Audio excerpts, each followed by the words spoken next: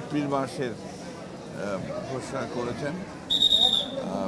নিঃসন্দেহে এটাতে আসলে আমরা নয়, আমার গোটা জাতি হতাশ হয়েছে। ঈদ মোবারক সকলকে।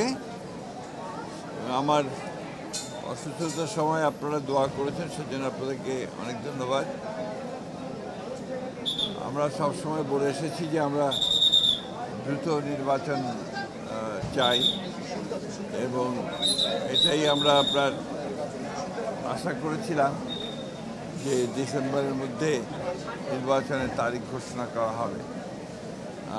আজকে প্রফেসর ডক্টর ইউনূস তিনি বোধহয় জাতির উদ্দেশ্যে ভাষণে এপ্রিল মাসের ঘোষণা করেছেন।